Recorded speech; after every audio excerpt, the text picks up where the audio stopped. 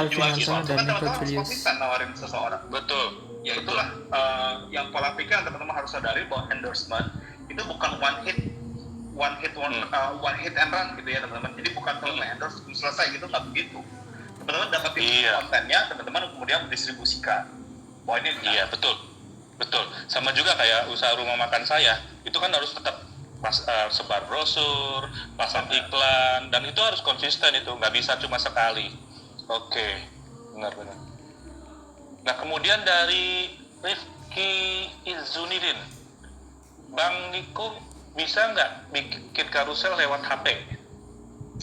Bisa, banyak kok. Bisa ya? Oke. Terus dari cerita Bunda, kok kalau akun makanan bagus, bikin karusel atau single pic aja untuk makanan? Tergantung. Tapi kalau makanan mostly video sih. Video ya, betul, aku setuju. Video banyak yang nonton. Dari Triasti, kok jadi sebenarnya baiknya kalau akun IG makanan kontennya lebih baik diisi konten jualan atau konten materi yang tujuan utamanya adalah sales. Gimana? Kok jadi sebenarnya sebaiknya kalau akun IG makanan kontennya lebih baik diisi konten jualan atau konten materi yang tujuan utamanya adalah sales, katanya. Bebas sih. Yang penting kan makanan ya kan muncul di konten. Simpel itu. Betul. Dari Rifki Anwarudin, kok maksudnya impresi itu gimana? Lalu yang lebih bagus itu impresi dari beranda atau dari tagar? Impresi itu jumlah postingan kita dilihat berapa kali. Kalau dari sumbernya itu bebas teman-teman. Kalau yang paling bagus itu adalah sumber dari explore, hashtag gitu-gitu yang non home, bukan beranda. Karena beranda itu orang yang follow kita kan.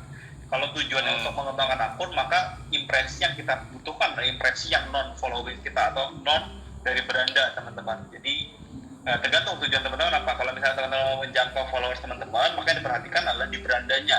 Kalau berandanya bagus, artinya reach rate ya, jumlah persentase jangkauan kita apakah bagus ke followers. Itu ada hitungan-hitungannya sih. Iya. Kemudian dari Siam Jeff, malam kok mau tanya sekarang untuk hashtag related atau anak hashtag sudah nggak ada ya Kak? Sekarang kalau mau riset hashtag pakai apa ya bagusnya?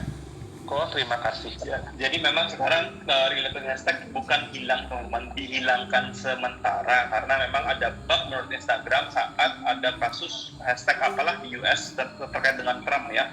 Jadi memang ada news seputar fitur hashtag yang ada bug yang terkait dengan politik di US sehingga fitur itu dimatikan ke seluruh pengguna Instagram. Jadi tepatnya kemarin lusa tengah hari dihilangkan dan ya saya nggak tahu juga sih kenapa. Tapi kan yang baru sekarang Reels baru keluar, jadi kayaknya untuk meredam masalah hashtag teman-teman sudah bisa banyak pakai Reels. Jadi masih coba eksplorasi tentang Reels sih. Jadi ya stay tune aja lah.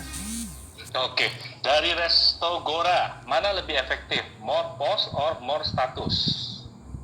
Gimana? Status? Mana yang lebih efektif? More post atau more status? Gimana nih maksudnya ya? Story mungkin. Niko ngerti nggak nih? More post or more status? Sebetulnya gini, kalau terkait dengan post atau story kali ya. Kalau post itu sebetulnya buat aku sebenarnya minimum sehari 1, maksimum sehari 4.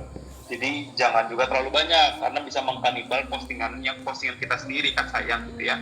Kalau story sebisa mungkin ya tiap hari, ideal tuh 6 sampai 11 story per hari sih. Kalau mau bagus banget ya. Oke.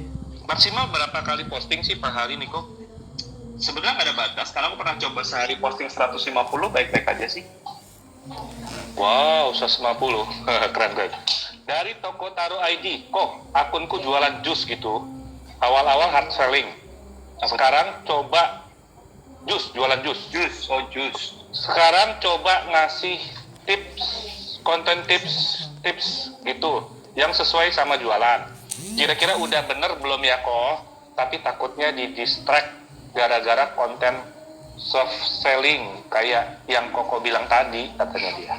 Nah, itu makanya kalau dicampur di satu akun jualannya, memang akhirnya ada distraksi kan, suka tidak suka. Makanya kalau aku biasanya nggak akan mencampur teman-teman, karena ya konten yang buat traffic ya buat traffic, konten akun yang buat jualan ya fokus buat jualan. Itu kalau styleku gitu ya.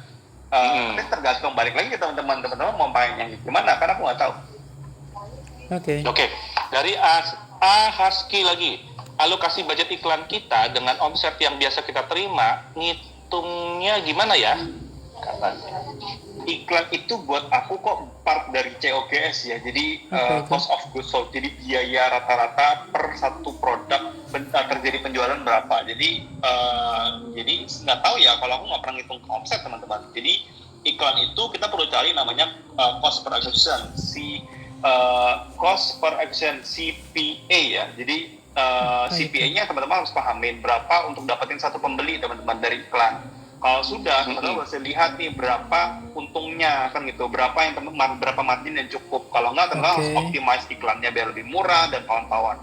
Jadi buat aku sih jatuhnya ke sana ya. Jadi ya beda-beda sih style tiap orang. Kalau aku sih dimasukin ke biaya produk. Biaya produksi ya, biaya produksi.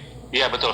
Dari Margarinar, izin tanya untuk tips dan trik membuat konten setiap waktunya. Saya sering mengalami mandek. Mungkin maksudnya tuh dia bingung kali ya mau bikin konten apa nih kayaknya nih. Gimana? Izin nanya tentang tips dan trik membuat konten setiap waktunya. Saya sering mengalami mandek. Mungkin blank, nggak ada ide kali ya. Menurut aku gini, sebetulnya teman-teman harus sediain 1-2 hari gitu ya. Teman-teman melakukan namanya konten ideation kalau di aku. Jadi teman-teman akan mencari ide setiap hari gitu ya. Teman-teman dapat masukin ke bank ideas, dapat ide masukin bank ideas. Jadi banyak jumlahnya. Habis itu baru teman-teman tinggal atur hari ini buat apa gitu. Jadi jangan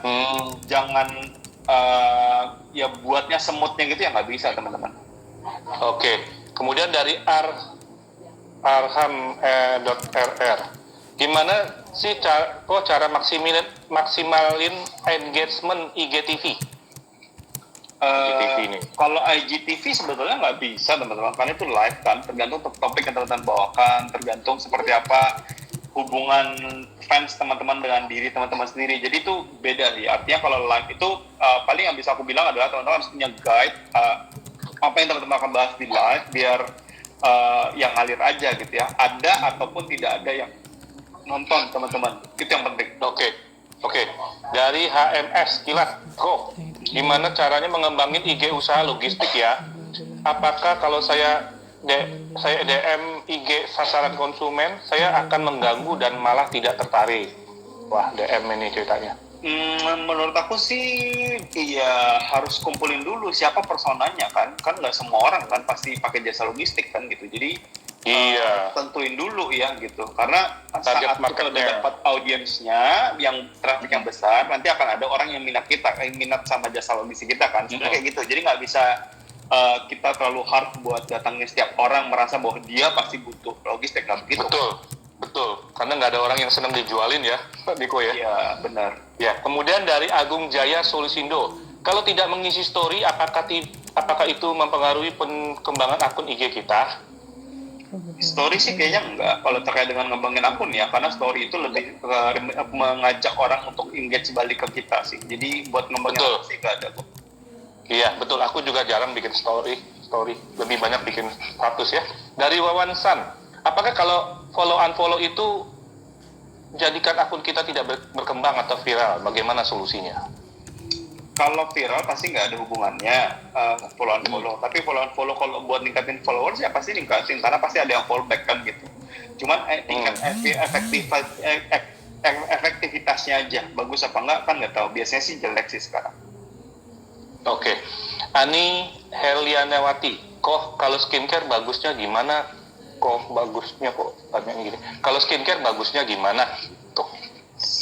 Sama teman-teman, prinsipnya sama. Teman-teman harus tahu siapa target audiensnya, fokus cari traffic audiensnya dulu, arahkan ke akun jualannya. Karena saya nggak tahu, skincare sendiri banyak teman-teman. Ada skincare yang buat anak 18 tahun ke bawah, ada yang buat 25 tahun ke bawah, ada yang buat 35 ke atas, ada yang buat 40 ke atas, ada yang 50 ke atas. Semuanya beda-beda kan. Artinya siapa target marketnya, itu kan balik lagi. Betul. Iya.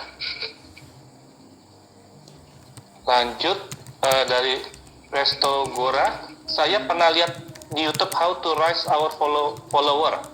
Apakah ada specific time atau date untuk post our content katanya?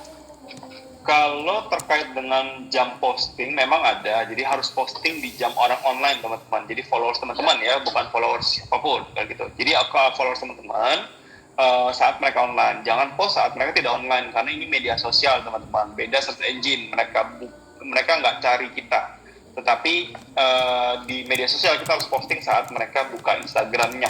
Jadi ya penting posting jam posting itu. Betul, jadi kita harus lihat, mesti tahu target kita itu kapan nonton kita punya tayangan ya ini. Nah, itu ada yang nanya lagi tuh, COGS itu apa? COGS Dari cost of good sale ya. sold ya. Cost of good sale.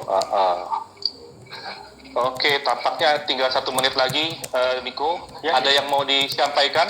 Mungkin mau sharing tentang KIO-nya kamu? Buat teman-teman supaya bisa belajar di KIO.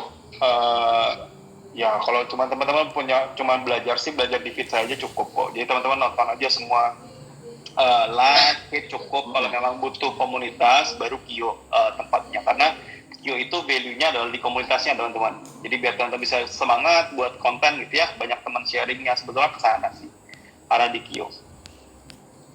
Iya. Jadi tinggal 1 menit lagi nih. Jadi teman-teman terima kasih sudah nonton dan bertanya di IG Live kita, Niko. Dan Niko, thank you banget sudah berkenan untuk sharing di tempat ini. Sukses selalu ya buat kamu ya. Dan sampai jumpa ya di lain kesempatan ya. Terima kasih teman-teman. Dadah. Oke. Jadi kalau menarik follower ya, menariknya buat siapa? Jangan-jangan cuma menarik buat kita.